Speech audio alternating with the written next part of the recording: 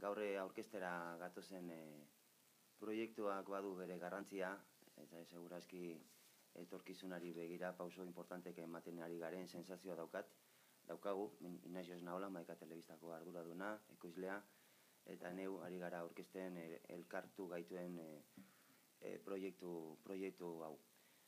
Nolabait esateko, euskal kulturak eta euskal herriak etorkizuna aurriko badu, batez ere horren iraunkortasunan lan egiten jarduten dugunok eta aleginak egiten dugunon eskutan dago. Eta pentsatzen dut alde batean dago eremu ezagun bat, jadanik ezaguna dana, eta beste alde batetik eremu ez ezagun bat, eta agian behar bada etorkizuna eremu ez ezagun horretan kokatzen da gehiago.